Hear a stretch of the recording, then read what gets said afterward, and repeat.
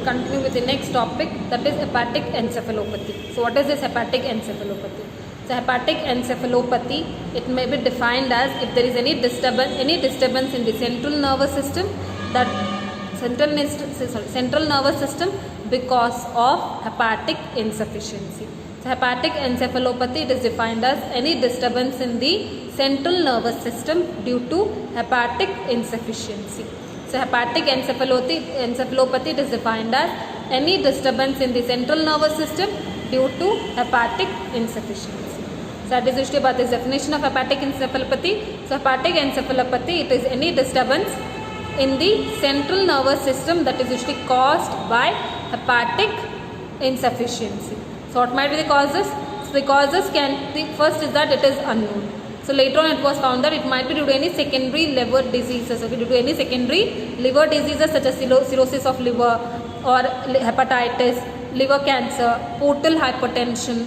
So that is usually about this thing. So when there is any disturbance in the liver functioning can cause this hepatic encephalopathy. So what is this hepatic encephalopathy? Hepatic encephalopathy, it is mainly due to when there is disturbance in the central nervous system due to hepatic insufficiency. So what are the causes? Causes, it is unknown, but later on it was seen that it might be due to any secondary liver diseases which might, so that is usually in which blood circulation does not enter the liver, okay, in which the blood circulation does not enter the liver, such as cirrhosis of liver, portal hypertension, liver cancer, any conditions, okay, any conditions in which blood circulation has not been sent to the liver. So that is it. There are certain factors which is triggering this hepatic encephalopathy. Okay, there are certain factors which is triggering this hepatic encephalopathy. That might be dehydration, eating too much of proteins, then electrolyte abnormalities, bleeding from the intestines, okay, bleeding from the intestine, stomach or esophagus,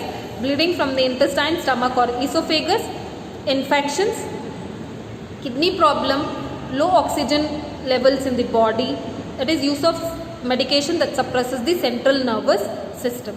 So the causes, it might be unknown or it might be due to any secondary liver diseases, or there are certain factors which triggers this hepatic encephalopathy. It might be kidney disease, electrolyte abnormalities, eating too much of proteins, bleeding from the intestine, stomach or esophagus, kidney problem, infections, or eating medication that suppresses the central nervous system. So it is usually about this causes of hepatic encephalopathy. Okay, these are usually the causes of hepatic encephalopathy. So hepatic encephalopathy, it is nothing but disturbance in the central nervous system due to hepatic insufficiency. Okay, due to hepatic insufficiency. Next we'll see about the pathophysiology of hepatic encephalopathy. So this occurs due to any etiological factors. Okay, it occurs due to any etiological factors that damages the liver cell, fails to detoxify and convert ammonia into urine. Okay, so that damages the liver cell. Okay, usually any etiological factors, due to that it usually damages the liver cells and it fails to detoxify. Okay, damages the liver cells and it fails to detoxify and converts ammonia into urea. Okay, and converts ammonia into urea. So when this is there, it usually this ammonia starts accumulating in the body. Okay, so starts accumulating in the body. Due to this accumulation of ammonia in the body, then blood level rises. Okay, ammonia blood level rises and then it enters into the bloodstream. Okay, this ammonia enters into the bloodstream and it increases the permeability of blood brain barrier. Okay, it increases permeability of blood brain barrier to ammonia. Then ammonia is delivered to the brain and causes brain damage and dysfunction. Okay, ammonia is delivered to the brain and causes brain damage and dysfunction. That usually leads to hepatic encephalopathy. So what is happening here? So that is mainly due to any etiological factors. It damages the liver cells and converts ammonia into urea. Okay, and converts ammonia into urea. So due to this, what is happening? Ammonia starts accumulating in the body. Okay, ammonia starts accumulating in the body. It enters, due to this blood level rises and it enters into the bloodstream. And due to this, the blood brain barrier, that is permeability of blood brain barrier to ammonia increases, and due to this the ammonia is delivered to the brain and causes brain damage and dysfunction. That usually in turn leads to hepatic encephalopathy. Okay, that in turn leads to hepatic encephalopathy. Clinical manifestation of this hepatic encephalopathy. So what are the clinical manifestation of this hepatic encephalopathy?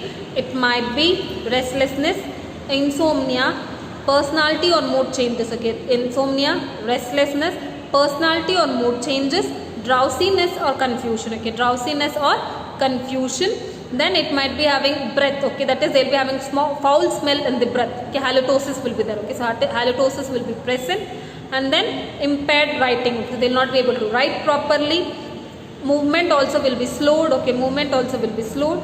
Poor concentration, disorientation, inappropriate behavior, poor judgment, and decreased attention span. Okay, these are usually the symptoms that is usually associated with hepatic encephalopathy. So it is mainly restlessness, insomnia, poor judgment, poor concentration, disorientation, and then poor decreased attention span, disorientation, inappropriate behavior, writing will be disturbed, and also they will be having halitosis, drowsiness and confusion will be there, personality and mood changes will be there.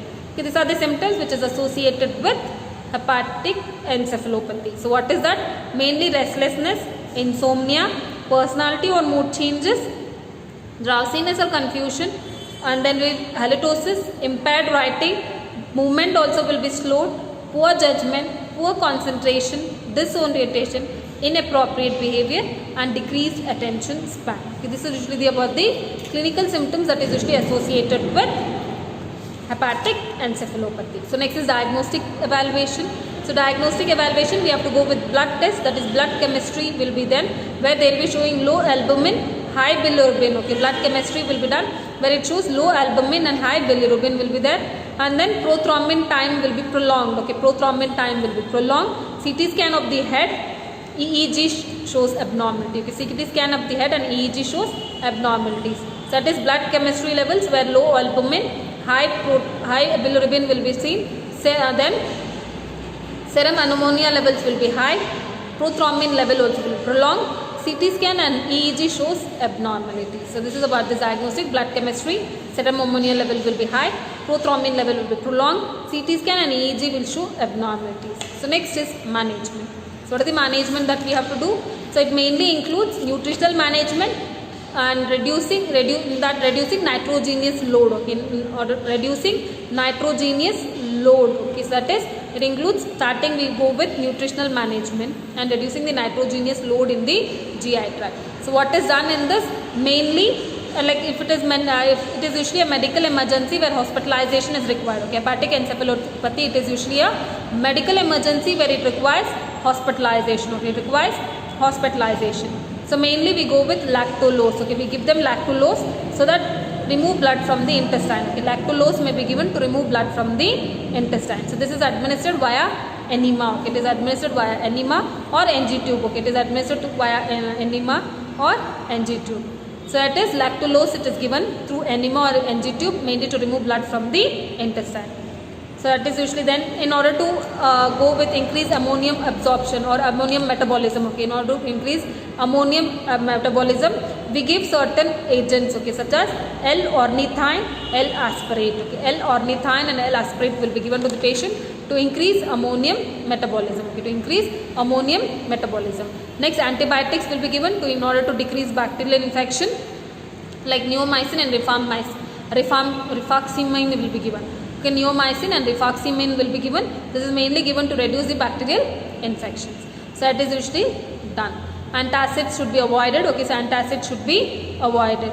So therefore, if there is repeated attacks of this encephalopathy, then they have to reduce the intake of protein. Okay, then they have to reduce the intake of proteins. So that is usually about this thing.